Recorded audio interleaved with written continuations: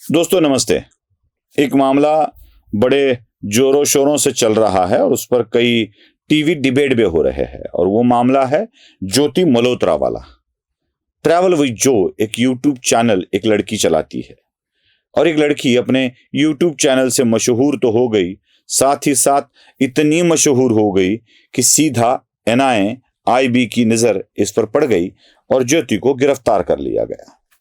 कई लोगों का कहना है कि मीडिया पर पाबंदी लगाने वाली सरकार ज्योति को खामखा गिरफ्तार कर रही है। ज्योति क्या कर रही थी किसी को भी क्यों पता नहीं है। ये सारी बातें कही जा रही है।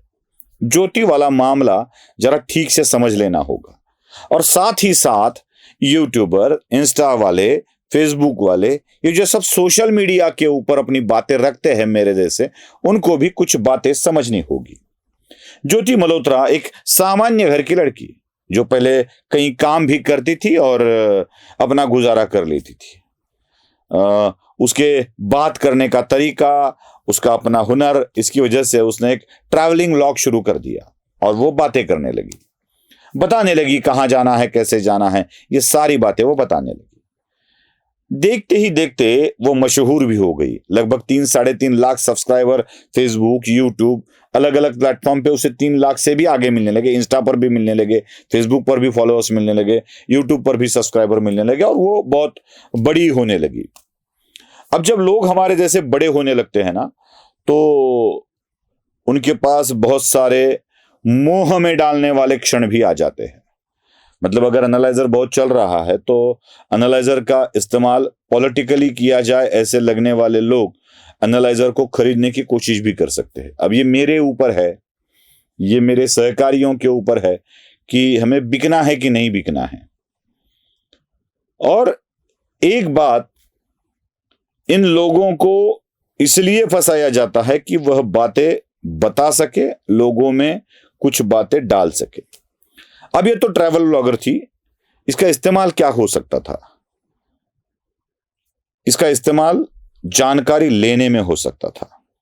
मैं आपको बता दूं, ज्योति पर फिर सिर्फ संपर्क का आरोप नहीं है। ज्योति इंडोनेशिया, बाली, इन देशों में कुछ लोगों के साथ घूम कर आई है। और वह व्यक्ति कौन था? वह व्यक्ति था पाकिस्तान एम्बेसी उच्चायुक्त का, भारत में रहने वाला पाकिस्तान एम्बेसी का ऑफिसर, जिसके साथ ज्योति हमेशा जाती थी, ज्योति हमेशा घूमती थी और उसी के मदद पर वह पाकिस्तान भी गई थी। पाकिस्तान में ज्योति जाती है, मैं उसके साथ के कुछ तस्वीरें भी आपको दिखा रहा हूं। पाकिस्तान में ज्योति जाती है तो पाकिस्तान में वहां वो पाकिस्तान के पंजाब प्रांत के मुख्यमंत्री मरियम नवाज से भी मिलती है। अब मरियम नवाज के साथ ज्योति का क्या संबंध? यहां तक कि वो मरियम नवाज से बात भी करती है, वो दिखा रहा हूं आपको। सत श्री अकाल जी। सत श्री अकाल। किਵੇਂ ਹੋ ਜੀ ਮੈਮ? मैं बिल्कुल ठीक, ਤੁਸੀਂ कैसे हो? मैं बहुत ਵਧੀਆ ਤੇ ਸਰ ਨੂੰ ਮੈਂ ਉਸ ਦਿਨ ਮਿਲੀ ਸੀ, ਬਹੁਤ ਚੰਗਾ ਲੱਗਿਆ ਜਿਹੜੇ ਤੁਸੀਂ ਇੱਥੇ ਅਰੇਂਜਮੈਂਟ ਕੀਤੇ ਹੋਏ ਹੈ ਸਾਡੇ ਲਈ, ਉਹ ਕਾਬਿਲੇ ਤਾਰੀਫ ਹੈ। ਤੇ ਤੁਸੀਂ ਕੁਝ ਕਹਿਣਾ ਚਾਹੋਗੇ ਹਿੰਦੁਸਤਾਨ ਦੀ ਆਵਾਮ ਨੂੰ? ਮੈਂ ਤੇ ਤਨ ਸਭ ਨੂੰ ਜੀ ਆਇਆਂ ਨੂੰ ਕਹਿਣਾ ਚਾਹੁੰਦੀ ਹਾਂ। ਤੁਹਾਨੂੰ ਵਿਸਾਖੀ ਦੀ ਬਹੁਤ-ਬਹੁਤ ਮੁਬਾਰਕਬਾਦ ਤੇ ਬੜਾ ਅੱਛਾ ਮੈਨੂੰ ਲੱਗਿਆ ਇੱਥੇ ਆ ਕੇ। ਔਰ ਮੈਂ ਚਾਹੁੰਦੀ ਹਾਂ ਕਿ ਇੰਡੀਆ ਦੇ ਜਿਹੜੇ ਪੰਜਾਬ ਦੇ ਸਾਡੇ ਭੈਣਾਂ ਨੇ, ਭਰਾ ਨੇ, ਬਜ਼ੁਰਗ ਨੇ, ਉਹ ਇੱਥੇ ਬੜੇ ਸ਼ੌਕ ਨਾਲ ਆਉਣ, ਉਹਨਾਂ ਵਾਸਤੇ ਇੱਥੇ ਆਸਾਨੀਆਂ ਹੋਣ, ਸਾਰਾ ਕੁਝ ਹੋਵੇ। ਤੇ ਸਾਡੇ ਰਮੇਸ਼ ਸਿੰਘ ਅਰੋੜਾ ਸਾਹਿਬ ਨੇ ਜੀ, ਜੋ ਪਹਿਲੇ ਸਿੱਖ ਮਿਨਿਸਟਰ ਨੇ ਪਾਕਿਸਤਾਨ ਦੇ, ਇਹਨਾਂ ਨੂੰ ਮੈਂ ਕਿਹਾ ਹੈ ਕਿ ਇਹਨਾਂ ਨੂੰ ਖੋਲੋ, लोगों को बुलाओ, ऐसे सहूलियात पैदा करो ताकि लोग आए, आराम से रहें। बहुत खुशी हुई आपसे आज मिलकर। Thank you very much. Thank you. देखा मरियम नवाज के साथ ज्योति की हुई बातें। अब मरियम नवाज यह नवाज शरीफ की बेटी है जो पंजाब प्रांत की मुख्यमंत्री है। ये कैसे हो सकता है कि सीधे एक भारत की यूट्यूबर जाके वहां के राजनीतिक नेताओं से भी मिले, अधिकारियों से भी मिले। 3 बार गई है ज्योति पाकिस्तान, 3 बार जाना, साथ ही साथ पॉलिटिकल कनेक्शंस होना, साथ ही साथ एम्बेसी के अधिकारियों से संपर्क होना, उनके साथ इंडोनेशिया, बाली की ट्रिप करना और फिर चाइना, नेपाल, थाईलैंड जैसे देशों में घूम के आना। उसके कुछ तस्वीरें मैं आपको दिखा रहा हूं कि कितनी वो वीआईपी टाइप रहने वाली, मॉडर्न टाइप रहने वाली वो थी। मतलब अगर चाइना भी जाती है तो वहां के प्लेन में वो तस्वीर निकालती है तो साफ साफ नजर आता है कि वह इकोनॉमी क्लास से नहीं जा रही है बल्कि बिजनेस क्लास से जा रही है। इतना पैसा कहां से आता है? 3-3.5 लाख सब्सक्राइबर के किसी भी चैनल के वीडियो मिलियंस में भी चले, मतलब वो कुछ हमारे जैसी रोज वीडियो 2-3 डालने वाली नहीं थी, हफ्ते में 2 हफ्ते में ऐसे एक बार वीडियो डालने वाली लड़की थी जो बाकी रील पर काम चलता था। कितना भी कमाई हो तो बहुत हुई 3 लाख 4 लाख रुपए महीना, जिसमें खर्चा भी सम्मिलित हो जाता है, उसी से करना पड़ता है क्योंकि एनालाइजर ही 2 लाख 2.5 लाख के करीब महीना कमा लेता है। 1 लाख 1.5 लाख उसमें से हमारा खर्चा ही हो जाता है। 60-70 हजार रुपए बच जाते हैं और उतनी कमा लेते हैं जितनी नौकरी में कमाते थे। फर्क सिर्फ इतना है कि कुछ लोगों का पेट भी भर सकते हैं। और एक बात, एनालाइजर को जो लोग पैसे देते हैं उसका एक अलग अकाउंट है जिसकी अकाउंटेबिलिटी भी हम रखते हैं कि कितने पैसे आए उस अकाउंट में और किस तरह से आए। मतलब ऐसे नहीं होता है कि किसी ने 1 लाख दे दिया और 1 लाख डाल दिया अकाउंट पे, किसी पॉलिटिकल नेता ने 2-4 लाख दे दिए और 2-4 लाख डाल दिया अकाउंट पे, इसकी गिफ्ट है, ऐसे नहीं होता है। 50 रुपए, 100 रुपए, 500 रुपए, 1000 रुपए, कोई बड़ी बात करे तो 2000, 5000 तक भी चला जाता है। वह सारी रकम का हिसाब है। इसको इतने पैसे कहां से मिलते हैं कि वो चाइना जाए, थाईलैंड जाए, इंडोनेशिया जाए, 3 बार पाकिस्तान जाए, बांग्लादेश में जाए और वो भी वीआईपी कल्चर से जाए? ये पैसा आता कहां से है?